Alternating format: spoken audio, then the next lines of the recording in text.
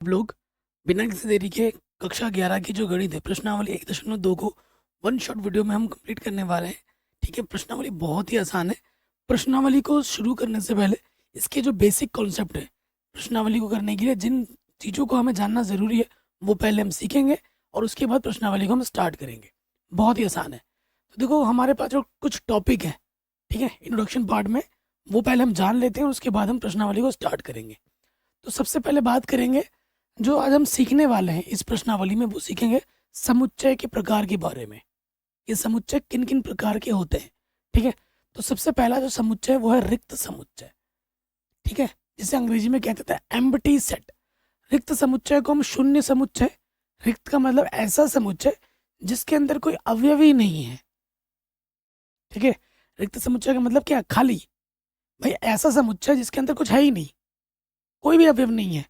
ठीक है, समुच्चय जिसमें एक भी अवयव नहीं होता है रिक्त समुच्चय कहलाता है। ये आप कॉपी में लिख लेंगे।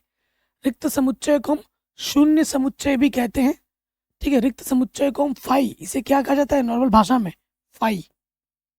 फाई से, या फिर आप समुच्चय दिखाने के लिए ये चिन्ह लगाते हैं, ये चिन्ह लिखेंगे और इसके अंदर कोई अवयव ही नहीं है, यानी कि ये क्या है? रिक्त समुच्चय है। तो रिक्त समुच्चय को हम फाई से भी दिखाते हैं, या समुच्चय का चिन्ह लगाएंगे और इसके अंदर कोई एलिमेंट ही नहीं होगा, कोई अवयव ही नहीं होगा, तो उसे कहा जाता है रिक्त समुच्चय। जैसे मैंने एक उदाहरण ले लिया, मैंने एक उदाहरण क्या ले लिया? ए ले लिया, और मैं बोल रहा हूँ कि एक एक्स, ठीक है, एक्स एक प्राकृतिक संख्या है और एक्स का मान ऐसा होना चाहिए कि वो एक से बड़ा हो और दो से छोटा हो। एक्स क्या है भाई? एक्स को मैंने बोल दिया कि एक प्राकृतिक संख्या है। अब मैंने कंडीशन बोल दी कि भाई एक एक्स का मान ऐसा बताओ जो एक से बड़ा हो और दो से छोटा भी हो और वो प्राकृतिक संख्या भी हो। क्या ऐसा हो सकता है? ऐसा कोई भी संख्या नहीं है, क्योंकि प्राकृतिक संख्या बोला है ना कि एक से बड़ा भी हो, दो से छोटा भी हो और वो प्राकृतिक संख्या भी हो। ऐसी कोई दुनिया में संख्या नहीं है। तो ये जो मैंने सेट लिखा है, ये क्या है? ये एक रिक्त समुच्चय है जिसे हम फाई से प्रेजेंट करते हैं। तो ये क्या है बच्चों? एक रिक्त समुच्चय है। ठीक है, तो रिक्त समुच्चय क्या होता है? ऐसा समुच्चय जिसके अंदर कोई अवयव ही नहीं होगा, उसे हम रिक्त समुच्चय कहेंगे। उसे हम फाई से प्रेजेंट करते हैं, या फिर एक समुच्चय लिखेंगे बजला वाला ब्रैकेट और उसके अंदर कोई अवयव ही नहीं होगा। ज़्यादा तौर पे हम इसी से दिखाते हैं, ये नहीं लगाते हैं। ठीक है, तो जैसे मैंने अभी आपको एक उदाहरण ले लिया कि एक्स एक प्राकृतिक संख्या, मैंने बोल दी कि एक्स का मान एक से बड़ा होगा, दो से छोटा होगा। तो भाई दुनिया में ऐसी कोई भी संख्या नहीं है प्राकृतिक संख्या जो एक से बड़ी भी हो, दो से छोटी भी हो और वो प्राकृतिक संख्या भी हो। अर्थात ये दिया गया समुच्चय क्या है? एक रिक्त समुच्चय है, एम्प्टी सेट है। आ गया समझ समझ में कि भैया हमारा रिक्त समुच्चय क्या होता है? ये आप समझ गए होंगे बड़े आराम से। अब हम बात करेंगे नेक्स्ट नेक्स्ट टॉपिक पे आ जाओ, परिमित। ठीक है, परिमित समुच्चय यानी कि फाइनाइट समुच्चय। फाइनाइट समुच्चय का मतलब क्या होता है? एक ऐसा समुच्चय जिसके अंदर अवयवों की संख्या निश्चित होती है। समुच्चय आपके पास दिया होगा, अगर उसको आप गिन के पढ़ के लिख पा रहे हो, चाहे उसमें 4 हो, 5 हो, 10 हो या 50 हो या करोड़ हो या अरब हो, अगर आप संख्याओं को गिन कर लिख पा रहे हो कॉपी में, तो वो समुच्चय क्या कहलाएगी? परिमित समुच्चय कहलाएगी, फाइनाइट समुच्चय कहलाएगी। जैसे परिभाषा क्या होगी? वह समुच्चय जिसमें अवयवों की संख्या सीमित या निश्चित होती है उसे हम परिमित समुच्चय कहते हैं। जैसे मैंने उदाहरण लिया, एक समुच्चय ए लिया, इसके अंदर कितने अवयव है? 1 2 3 4 है, तो मैं गिन पा रहा हूँ 1 2 3 4, 4 अवयव हैं इसके अंदर। तो ये समुच्चय क्या हो गया? परिमित समुच्चय हो गया। एक मैंने एक सेट ले लिया, एक सेट लिख लिया मैंने पास है 1 2 3 और आखिर में मैंने यहाँ लिख दिया 100। तो यहाँ मैं लिख पा रहा हूँ, देख पा रहा हूँ कि 1 से लेके 100 तक है। इसके अंदर कितने अवयव हैं बच्चों? इसके अंदर 100 अवयव हैं। इसके अंदर 100 अवयव है। अगर इसके अंदर 100 अवयव है, इसका सीधा मतलब क्या हुआ बच्चों? कि ये एक परिमित समुच्चय है। ये हमारा क्या हुआ? फाइनाइट सेट है। थोड़ा बहुत बच्चों आपको ना अंग्रेजी की भी हैबिट लगानी होगी। ठीक है, क्योंकि जब आप बड़ी कक्षाओं में जाएंगे, बीटेक करोगे या बीएससी लोगे, बीए मैथमेटिक्स लोगे तो वहाँ पर बुक्स अंग्रेजी में आती है। अगर आप यहाँ थोड़ा हैबिट लगा लोगे हिंदी के साथ अंग्रेजी की, तो वहाँ आपको कोई भी दिक्कत नहीं होगी, कोई भी दिक्कत नहीं होगी। ठीक है, तो ये परिमित समुच्चय को हम फाइनाइट सेट कहते हैं। तो जब जिसमें अवयवों की संख्या निश्चित होती है उसे हम परिमित समुच्चय कहते हैं। अब आएगा अपरिमित समुच्चय। अपरिमित क्या होता है? जिसके अंदर अवयवों की संख्या अनिश्चित होती है, सीमित नहीं होती है, असंख्य होती है। ठीक है, उसे हम क्या कहते हैं? अपरिमित समुच्चय कहते हैं। वह समुच्चय जिसमें अवयवों की संख्या सीमित नहीं होती उसे हम अपरिमित समुच्चय कहते हैं। उसे हम इनफाइनाइट सेट्स कहते हैं। उदाहरण के तौर पे मैंने बोल दिया प्राकृतिक संख्याओं का समुच्चय। ठीक है, मैंने बोल दिया प्राकृतिक संख्याओं का समुच्चय, या मैंने यहाँ पर बोल दिया कि वास्तविक संख्याओं का समुच्चय। वास्तविक संख्याओं का समुच्चय, ये मैंने बोल दिया। तो वास्तविक संख्याओं के समुच्चय को हम किससे दर्शाते हैं? आर से दर्शाते हैं। ठीक है, तो देखिए प्राकृतिक संख्या बोला 1 2 3 4, ये चलता रहेगा। आपकी ज़िंदगी ख़त्म हो जाएगी लेकिन ये नंबर ख़त्म नहीं होंगे, ये चलते रहेंगे, चलते रहेंगे। दुनिया के सारे लोगों को बिठा के बोल दो भाई नंबर लिखते रहो, पूरी दुनिया ख़त्म हो जाएगी लेकिन नंबर्स ख़त्म नहीं होंगे। इतने नंबर्स हैं इसके पास। तो ये क्या है? ये एक अपरिमित समुच्चय है। जब भी समुच्चय में डॉट डॉट करके छोड़ दिया जाए, ठीक है, तो सोच लेना कि वो अपरिमेय है। मतलब अपरिमेय बोला, अपरिमित समुच्चय है। वास्तविक संख्या का समुच्चय, वास्तविक संख्या क्या होती है? जिस वास्तविक संख्या में परिमेय, ठीक है, परिमेय संख्या आ जाती है, अपरिमेय संख्या आ जाती है, इसके अंदर प्राकृतिक संख्या आ जाती है, पूर्णांक आ जाते हैं, भिन्न आ जाता है, दुनियादारी के सब नंबर इसमें आ जाते हैं। तो ये भी क्या है? ये दोनों के दोनों जो मैंने अभी लिखा, ये दोनों के दोनों हमारे क्या है? अपरिमित समुच्चय है। अपरिमित समुच्चय है, इनफाइनाइट सेट है। बताइए कोई दिक्कत या कोई परेशानी हुई आपको समझने में? नहीं होगी, है ना? तो ये भी चीज़ आपका आराम से बन गया। नेक्स्ट टॉपिक है समान समुच्चय। समान समुच्चय क्या होता है? देखो, वह समुच्चय जिनमें अवयवों की संख्या और अवयव दोनों, अवयवों की संख्या और अवयव दोनों समान हो तो उसे हम जाके समान समुच्चय कहेंगे। जैसे मैंने एग्जाम्पल के तौर पे देखो, एक ए ले लिया, एक बी ले लिया, इसमें कितने अवयव हैं? थोड़ा सा इसमें मिस्टेक हो गया है, 1, यहाँ पे 2 आएगा, यहाँ पे कितना है? 2 है। ठीक है, यहाँ पर मैंने ले लिया 1 2 3 4 5, और बी मेरे पास है 3 2 5 1 4। ठीक है, अब आप देखो इसमें कितने पद हैं? इसमें कितने अवयव? इसमें 5 अवयव है, इसमें 5 अवयव है, और इसमें भी कितने अवयव है? 5 अवयव है। हमारा समान समुच्चय कब हो गया? जब अवयवों की संख्या समान होगी, साथ ही साथ अवयव भी समान होने चाहिए। देखो, इसके पास 1 है, इसके पास भी 1 है, इसके पास 2 है, इसके पास भी 2 है, इसके पास 3 है, इसके पास भी 3 है, इसके पास 4 है, इसके पास भी 4 है, इसके पास 5 है, इसके पास भी 5 है। अवयवों की संख्या तो समान है, साथ ही साथ अवयव भी समान है, अर्थात ये जो ए और बी समुच्चय है वो आपस में समान है, तो जाके हम उसको समान समुच्चय कह पाएंगे, अन्यथा नहीं। अवयव समान हो और उनकी संख्या भी समान हो। अगर सपोज करो मैंने एक ए लिख दिया है, समुच्चय मैंने यहाँ पे लिख दिया, ए में लिख दिया 1 2 3, और बी में मैंने लिख दिया और 2 3 5। देखो, ये समुच्चय समान नहीं है, क्योंकि इसमें कितने अवयव हैं? 3 अवयव हैं, इसमें 3 अवयव हैं, और इसमें भी 3 अवयव हैं। ठीक, 2 यहाँ है, 2 यहाँ है, 3 यहाँ है, 3 यहाँ है, लेकिन जो एक यहाँ है और ये 5 है, ये आपस में बराबर नहीं है। इस वजह से ये ए और बी आपस में बराबर नहीं होंगे। ठीक है, क्योंकि हमारा 1 5 के बराबर नहीं है, इस वजह से। तो ये चीज़ हो गई आपके आराम से। अब आते हैं प्रश्नावली में। प्रश्नावली बहुत ही आसान है, अगर आपको मैंने जो अभी चीज़ बताई है वो समझ गए हो आप आराम से, तो ये प्रश्नावली बहुत आसान है। ये ऐसे प्रश्न से सिर्फ ऑब्जेक्टिव में आते हैं, 1 नंबर में, कि भाई परिमित है या अपरिमित है, कैसे समुच्चय बताइए। ठीक है, बस आपको बस आगे लिखना होता है, परिमित अपरिमित, रिक्त समुच्चय या समान समुच्चय, यही आपसे पूछेगा और कुछ नहीं। ठीक है, इन क्वेश्चनों में ज़्यादा समझना है, ठीक है, और फिर आगे आंसर लिखना है। क्वेश्चन क्या बोल रहे हैं, निम्नलिखित में से कौन से रिक्त समुच्चय हैं, उदाहरण दीजिए।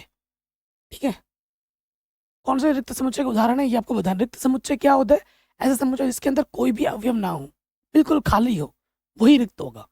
अब ये बोला 2 से भाज्य विषम प्राकृतिक संख्याओं का समुच्चय। अब आप सोचो, ऐसी कोई संख्या है दुनिया में जो विषम भी हो, प्राकृतिक संख्या भी और 2 से कट जाए? हो है कोई दुनिया में संख्या? कुछ भी नहीं है भाई। तो लिखोगे, यहाँ आप लिख सकते हो, चूंकि 2 से विभाजित, 2 से विभाजित कोई भी विषम प्राकृतिक संख्या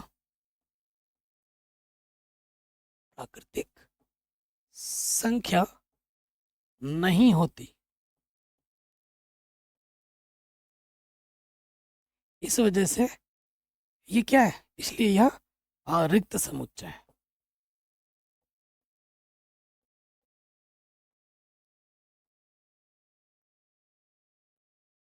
ऐसे पूरा लिख देंगे। सॉरी। ठीक है, कोई दिक्कत है बच्चों? कहीं पे भी डाउट हो एक बार दोबारा देखें। अगला क्वेश्चन हमसे बोल रहा है सम अभाज्य संख्याओं का समुच्चय। सम संख्या भी हो और उसके अंदर अभाज्य भी हो, वो अभाज्य भी हो, बिल्कुल है। तो वो क्या है बच्चों, वो है 2। 2 एक ऐसी संख्या है जो सम संख्या भी है और अभाज्य भी है। तो इसके अंदर एक अवयव तो है ना, तो ये रिक्त समुच्चय नहीं है। ठीक है, ये रिक्त समुच्चय नहीं है। पहला वाला था, ये इसे क्या कहेंगे, इसे क्या कहेंगे बच्चों, जब किसी समुच्चय के अंदर एक ही पद हो उसे हम एकल समुच्चय कहते हैं। उसे क्या कहते हैं, एकल समुच्चय। ठीक है, अंग्रेजी में उसे क्या कहा जाता है, सिंगल टन सेट, इसे अंग्रेजी में ये कहते हैं। अब एक पद है इसके अंदर, तो इसे हम क्या कहेंगे, इसे हम कहेंगे परिमित समुच्चय, क्योंकि एक गिन पा रहे हो ना, तो ये क्या है हमारा, ये परिमित समुच्चय का उदाहरण है। इस समुच्चय का नाम दे दो। आई बात समझ में? नेक्स्ट हमसे बोल रहा है x एक प्राकृतिक संख्या है, x का मान 5 से छोटा है और 7 से बड़ा है। ऐसी कोई संख्या, प्राकृतिक संख्या जो 5 से छोटा हो और 7 से बड़ा हो। ऐसी दुनिया में कोई संख्या नहीं है भाई जो 5 से छोटा भी और 7 से बड़ा भी और प्राकृतिक संख्या भी हो। ऐसा है क्या? नहीं है।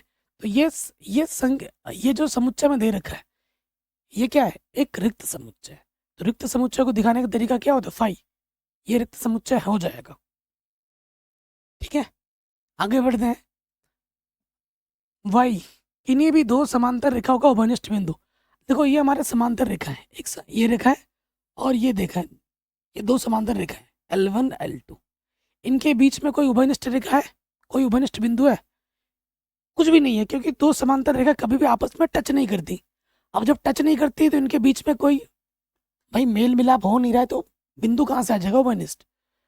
तो कारण क्या लिखोगे, क्योंकि 2 समांतर रेखाएं आपस में कभी स्पर्श नहीं करती हैं, अतः इनका कोई उभयनिष्ठ बिंदु नहीं होगा। अर्थात ये क्या है, एक रिक्त समुच्चय है। ठीक है बच्चों, मेन चीज है समझना, जो मैं मुंह से बोल रहा हूँ उसे आप कॉपी में लिख सकते हो। ठीक है, ये चित्र जरूर बना देना, यहाँ लिखना है ऐसे, चूंकि 2 समांतर रेखाएं, चूंकि 2 समांतर रेखाएं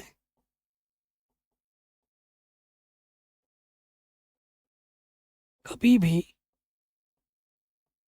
स्पर्श नहीं करती, अतः कोई उभयनिष्ठ बिंदु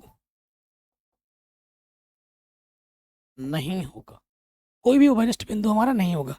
अब कुछ भी नहीं है अंदर, तो ये क्या हो जाएगा, ये रिक्त समुच्चय हो जाएगा। ये क्या है भैया, एक ये एक रिक्त समुच्चय है। ठीक है जी, आगे बढ़ते हैं। नेक्स्ट क्वेश्चन है कि निम्नलिखित समुच्चय में से कौन परिमित और कौन अपरिमित है। परिमित जिसमें पदों की संख्या सीमित हो, गिन के लिख पाए। अपरिमित जिसमें पदों की संख्या अनिश्चित हो, उसे हम अपरिमित कहेंगे। बताना है वर्ष के महीनों का संग्रह। तो वर्ष के महीने में अगर मैं बताऊं तो मैं गिन के लिख सकता हूँ, ठीक है ना। जनवरी, फरवरी, मार्च, ठीक है, अप्रैल, मई, ठीक है, जून, जुलाई, अगस्त, सितंबर, अक्टूबर, नवंबर एंड दिसंबर। तो पदों की संख्या मैं गिन के लिख पा रहा हूँ, कितना है, 12 है। ठीक है, तो लिखेंगे चूंकि चूंकि पदों की संख्या निश्चित निश्चित यहाँ पर पदों की संख्या कितनी है, 12 है। पदों की संख्या निश्चित है, इसलिए यह एक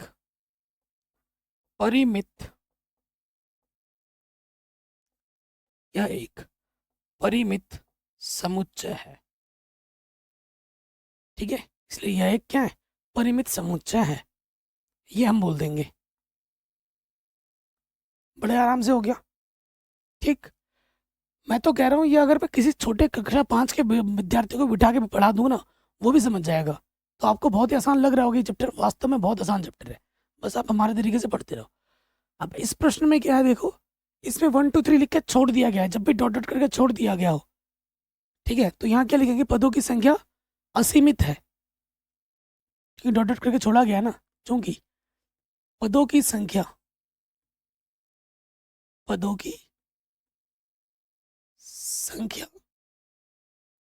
असीमित है,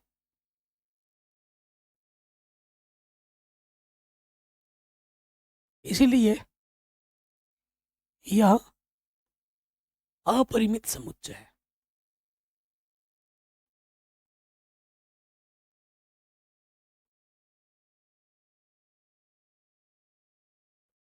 ठीक है, पदों की संख्या असीमित है, तो ये क्या है, अपरिमित समुच्चय है हमारा। ठीक, अगला प्रश्न है, देखो 1 से लेके 100 तक छोड़ दिया है, तो ये क्या है, परिमित है। तो आप क्या लिख दोगे, चूंकि पदों की संख्या सीमित है, 100 पद है, अर्थात ये क्या है, परिमित समुच्चय है। ठीक हो जाएगा। नेक्स्ट, कह रहे हैं 100 से बड़े धन पूर्णांकों का समुच्चय। 100 से बड़े धन पूर्णांक बहुत है भाई, अगर मैं लिख के दिखाऊंगा, जैसे 101, 102, 103 चलता रहेगा। तो यहाँ क्या लिखोगे आप, चूंकि पदों की संख्या असीमित है, अर्थात ये क्या है, अपरिमित समुच्चय है, इनफाइनाइट।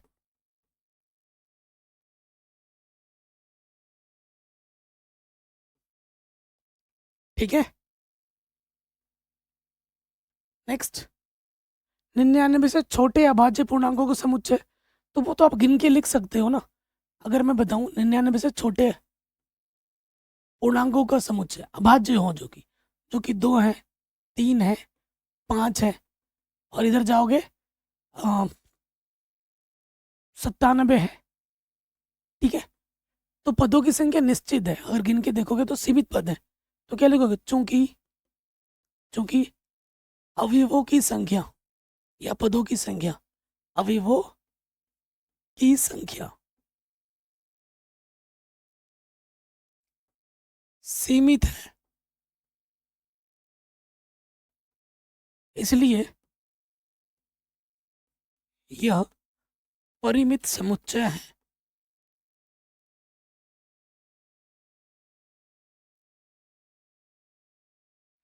ठीक है, यह परिमित समुच्चय है। बहुत ही आसान प्रश्नावली है, बहुत ही ज्यादा। आगे बात करते हैं कि निम्नलिखित समुच्चय में से प्रत्येक के लिए बताइए कौन परिमित है और कौन अपरिमित। कह रहे हैं एक्स अक्ष के समांतर रेखाओं का समुच्चय। देखो मैं आपको बना के दिखाता हूँ। ठीक है, ये आपका क्या होता है भाई, ये आपका एक्स अक्ष है और ये आपका वाई अक्ष है, और ये इनका उपनिष्ठ बिंदु, इनका मूल बिंदु हो गया। क्या बोल रहे हैं, एक्स अक्ष के समांतर रेखाओं का समुच्चय, ये एक्स अक्ष, ये रेखा 2 3 4 चलता रहेगा, नीचे भी चलता रहेगा, ठीक है। चित्र बना दिया, तो देखो असंख्य रेखाएं हम खींच सकते हैं। क्या खींच सकते हैं, असंख्य रेखा खींच सकते हैं। तो लिखेंगे एक्स अक्ष के समांतर हम असंख्य रेखाएं खींच सकते हैं, चूंकि एक्स अक्ष के समानांतर समानांतर असंख्य रेखाएं हैं, रेखाएं खींच जा सकती हैं, इसलिए यह अपरिमित अपरिमित समुच्चय होगा, ठीक है। ये क्या होगा भाई, अपरिमित समुच्चय होगा। अंग्रेजी वर्णमाला के अक्षरों का समुच्चय, तो ये तो भाई आसान है एकदम। ए से शुरू होता है, बी सी, कहाँ पे खत्म होता है, जेड। कितने अवयव हैं, 26 अवयव हैं। 26 अवयव हैं, पदों की संख्या निश्चित है, सीमित है, अर्थात ये क्या है भाई, ये आपका परिमित समुच्चय है।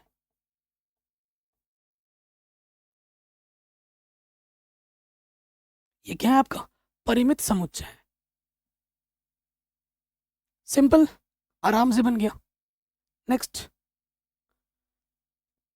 क्या है कि उन संख्याओं का समुच्चय जो 5 के गुणज हो। 5 के गुणज क्या हो जाएगा, देखो अगर मैं इस समुच्चय का नाम दे दूं कुछ, मैंने बी दे दिया, 5 का गुणज बताओ। 5 एकम 5, 5 दूनी 10, 5 तिया 15, बच्चों के 20, 5 25, और ये चलता रहेगा। ये क्या होगा, चलता रहेगा, चूंकि पदों की संख्या असीमित है। यहाँ पे ऐसे लिख देंगे, चूंकि पदों की संख्या या अवयवों की संख्या, पदों की संख्या असीमित है,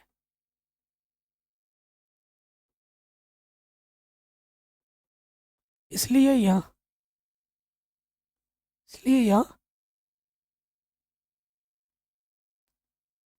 अपरिमित होगा।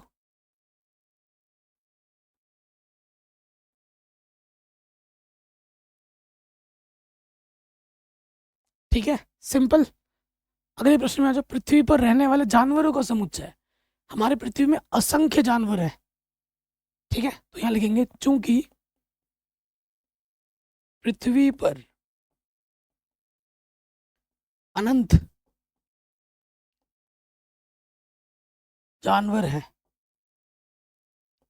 अतः यह अपरिमित समुच्चय है।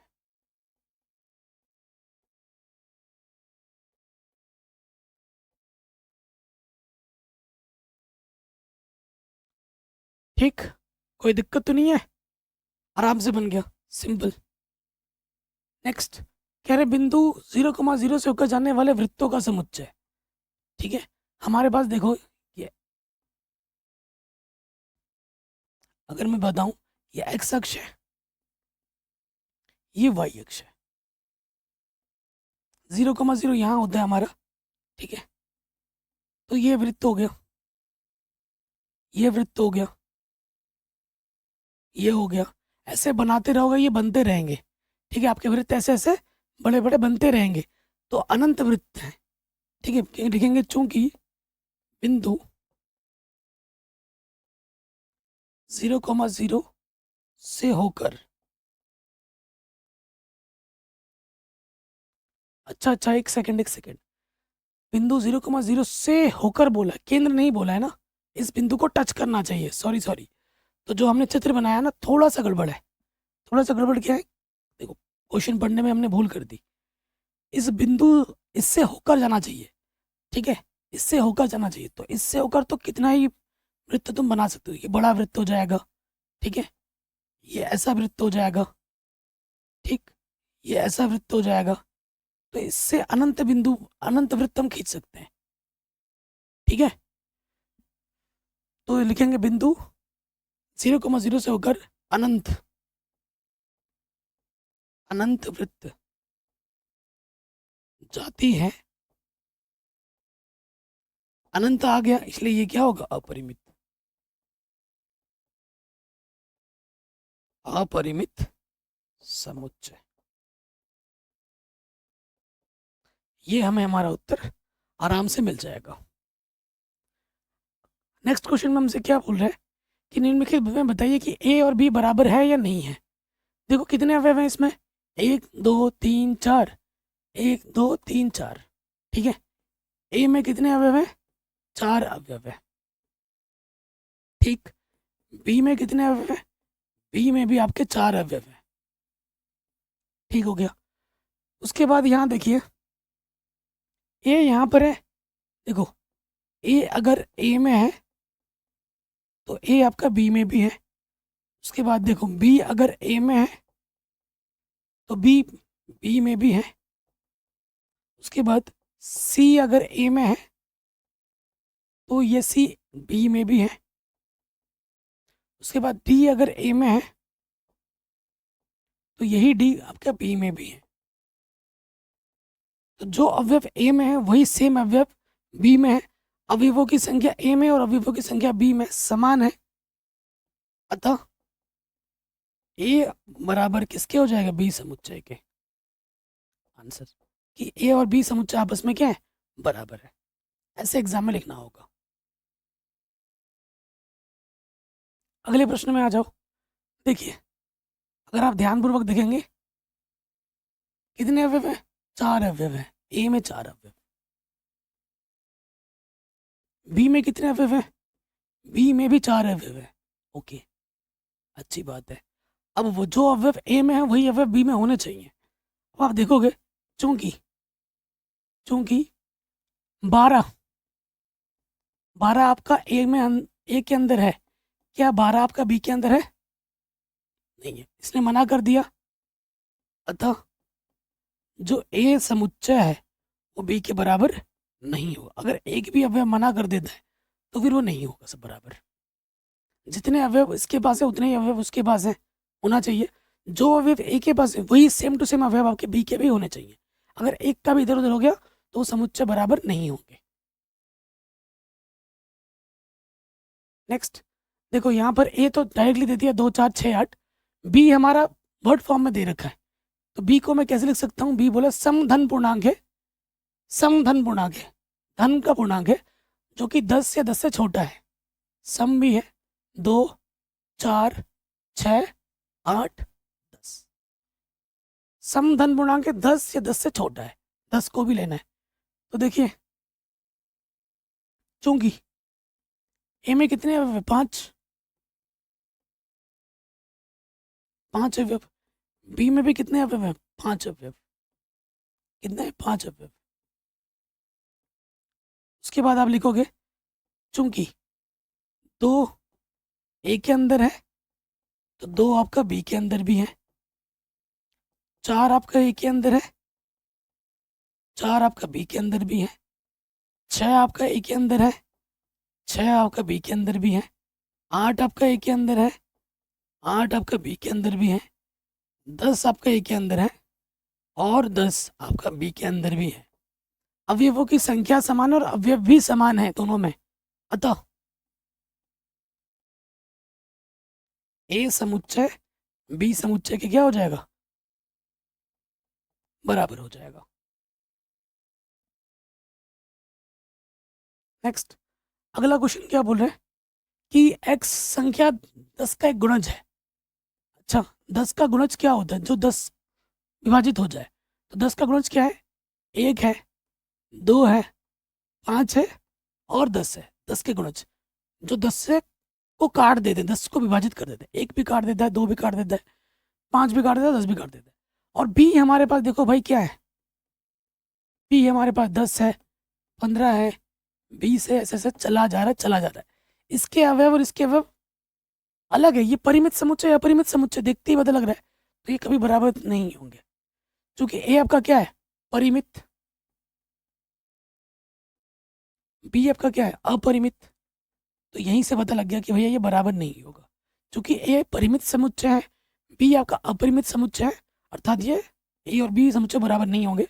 आप यहाँ से बता सकते हो कि भैया 2 ए के पास है परंतु 2 बी के पास नहीं है, और अवयवों की संख्या समान नहीं है, अतः ए समुच्चय बी समुच्चय के बराबर कभी नहीं होगा। ठीक, आराम से बन गया, कोई दिक्कत नहीं। अगला प्रश्न है कि निम्नलिखित समुच्चय का युग्म समान है या नहीं, आपको बताना है। ए आपको दे रखा है 2 3, 2 ही अवयव है, और बी आपको क्या बोला है, इसका एक हल है, तो पहले इसको हल करना पड़ेगा। बी हल करो, क्या है, एक्स स्क्वायर प्लस के 5x प्लस के 6 बराबर 0। ठीक है, इसका गुणज कुछ नहीं है तो 1 है। ऐसी दो संख्या लो जिनको गुणा करे तो 6 आए और जोड़े तो 5 आए। ठीक है, 3 दूनी 6, 3 और 2 को जोड़ेंगे तो क्या आ जाएगा, 5 आ जाएगा। ठीक है, 3x प्लस के 2x, ठीक हो गया। अब यहाँ देखिए, यहाँ से एक जोड़ा, यहाँ से एक जोड़ा,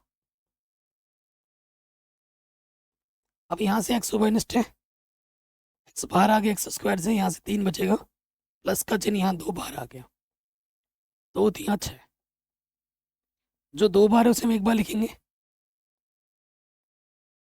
और जो उभयनिष्ठ निकाला है वो दूसरे वाले ब्रैकेट में आ जाएगा। देखो, इसको 0 मानोगे, x प्लस 3 बराबर 0, तो प्लस का 3 इधर के क्या हो जाएगा, माइनस का 3।